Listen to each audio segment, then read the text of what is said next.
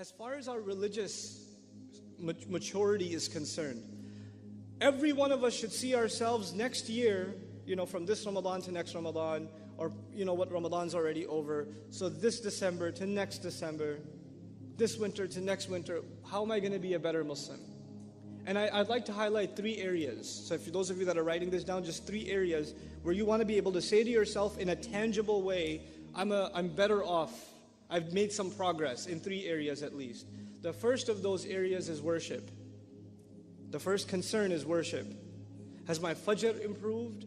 Am I making Isha and Fajr at least on time perfectly? The guys, am I waking up for Fajr and making it to the masjid? Make it a goal. Maybe you're not doing it every day, but set a goal that you're going to accomplish that this year.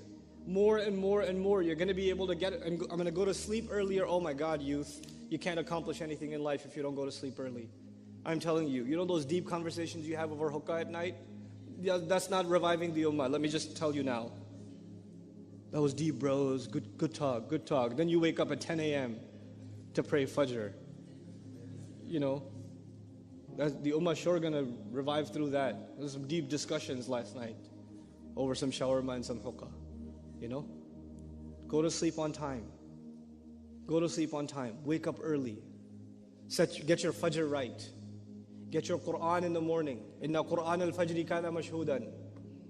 Get your Quran in order. We talk about changing the world. We can't even change our day yet. We can't even change our day yet. When you change your day, then you can change your year. That means you can change your life. But you start with your day. There's a daily goal. My mornings have to become more productive in terms of worship. In terms of worship. Part of worship I would include, especially those of you that are people of vision, your vision will come, your inspiration will come with the Quran. And the Quran has to be in your heart.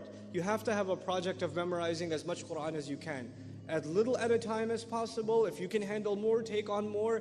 But every day, Fajr and a little bit of memorization, a little bit of recitation, and that's what starts your day. And I can guarantee you, if you do that in your life, even if you do that this week once, if you do it once, you will notice the difference the rest of the day. You will notice that day has more barakah in it, you're getting more accomplished. The doors around you are opening, opportunities are coming, your mind is clearer, creative ideas are coming to you. You'll see Allah brings those blessings to you, opens those doors that are otherwise closed. So the first of how many areas did I say? I said 3 areas, and the first of those areas is worship. That's the first area I'm going to improve in. The second area that you really have to work on, that you really, really have to be concerned with, is knowledge.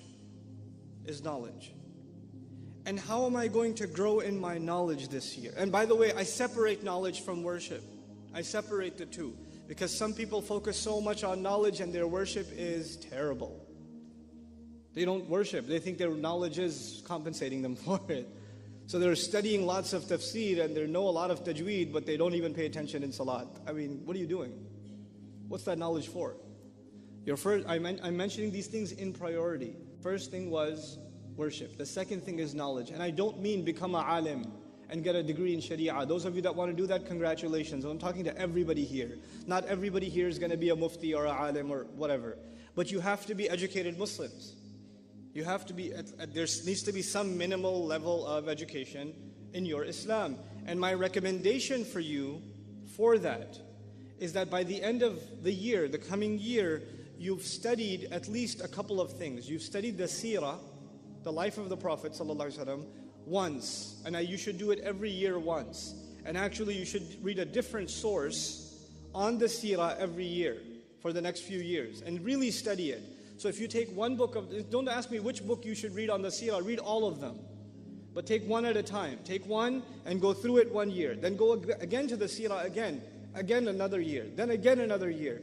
And you know what? Because that is the life of that man, sallallahu alaihi wasallam, is our vision, is our inspiration. So you have to keep going back to it. That's a part of your education. And it'll give you perspective and it will open doors for reflection and contemplation for you. That study of seerah in and of itself. There are wonderful resources on that available, and I don't think you'll have any trouble finding them, inshallah ta'ala. At the same time, you have to make substantial gains. In that same year, you have to make substantial gains in your Quran. I'm still in the area of knowledge. First area was worship, second area is knowledge, right? In this knowledge, you have to make some substantial gains in your Quran, which, let's just say you decided this year you're going to try to memorize, I don't know, Surah Al-Kahf, let's just say. So you set a goal. For this year, I'm going to memorize Surah Al-Kahf. That means I'm going to memorize it, I'm going to study its tafsir, I'm going to read it in translation, I'm going to try to understand every word in its vocabulary. If there's a lecture series on Surah Al-Kahf, if there's a tafsir available on Surah Al-Kahf, if there's an article and paper on Surah Al-Kahf, I'm going to take it and I'm going to consume it. This is Surah Al-Kahf year for me. Next year might be Surah Al-Rahman year. The year after that might be Surah Al-Baqarah year. I don't know. Maybe it's a couple of surahs a year. But every year you make a substantial gain in your Quran. Tangible. And don't just say, I'm going to study the Quran. Don't do that. And don't just pick random passages. Take a surah, take a couple of surahs and focus. My biggest criticism of Muslim youth today is we don't have focus. Focus on one thing. Get it right. At least you can look back and say, Alhamdulillah, this year I accomplished 1 more surah, 2 more surahs, 3 more surahs, something. And when you study a surah, you don't just learn its meanings. As a student came up and asked me, what's more important, you think? Understanding the Quran or memorizing it? And I said, how do you think that those two things are separate? Why do you think that? You know why we memorize the Quran? So we can repeat it over and over again. And when we repeat the ayat over and over again, Allah gives us more room to think and reflect more and more. And you start seeing things when you recite something 10 times that you didn't see when you recited it 9 times. He opens more doors. Wallahi, this is true of the Quran. The more you recite it, the more you understand it. And the less you recite it, the less you understand it. It's not like any other book. And memorizing it is a fundamental piece of understanding it. It is a fundamental of understanding it. So the surah you're going to study and understand better be the surah you're memorizing. Those two things go hand in hand. So I talked about seerah and I talked about Quran. And now I'll add one light elective. This is your Islamic semester for the year, for yourself, right? I'll add an elective to this semester. And the elective is at least 3 or 4 du'as. 4 du'as, you studied them, you memorized them, and they became a part of your day. This is actually combining knowledge and, I got 10 minutes is like an eternity. I don't need 10 minutes. But that's okay. You know, memorizing a few du'as from the Prophet ﷺ that you can make a part of your day. Now you're combining knowledge with practice. You're combining both of those things. Okay?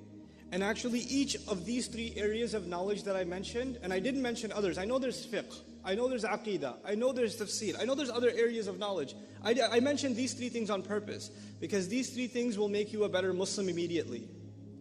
Immediately they start having a practical impact on you. Your salah starts improving because you're reciting Quran that you've understood. You know, your love of the Prophet ﷺ is increasing because you're learning about his life every year. So every time you send salawat upon him, it's deeper. Those salawat are deeper felt. Your knowledge of dua is bringing you closer to Allah because now you know what you're asking Him. You know what you're actually asking Him. Now, this is knowledge. So the first thing was worship and the second thing was knowledge. And I hope you see how I tried to fuse those 2 things too. Even though I kept them separate, one is helping the other. So if your knowledge is not helping your worship, I don't know if it's real knowledge. I don't know if that's real knowledge in terms of deen. In terms of deen. Then there's the third area, and that is service. There's service. And that's where you have to figure out, you have to set some time, whether it's once a week, whether it's on the weekends. You don't need the screen anyway.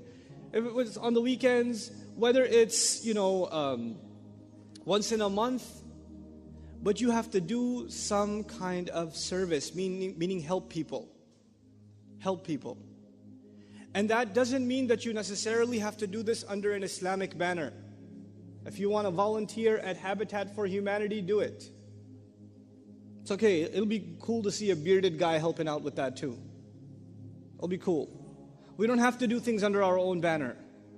Good causes are good causes. Whether Christians are doing them, Jews are doing them, the Gates Foundation's doing them, it doesn't matter. If it's a good cause, you can be a part of it. And actually, personally, I recommend Muslims to be part of good causes that are run by non-Muslims so they get to see that Muslims care too. And it gives them an opportunity to ask Muslims questions about Islam.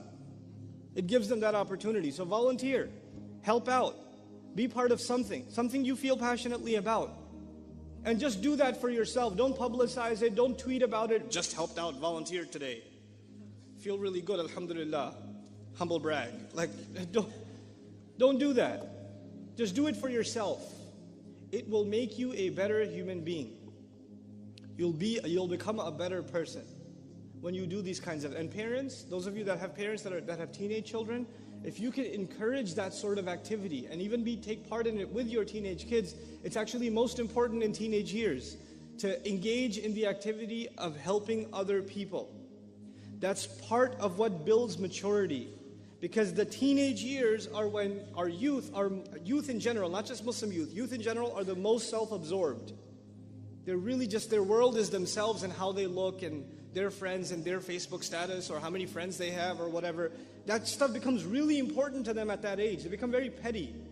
And if you can pull them out of that mindset at that age and make them care about things beyond themselves, helping other people, seeing what suffering looks like and helping with that, you know.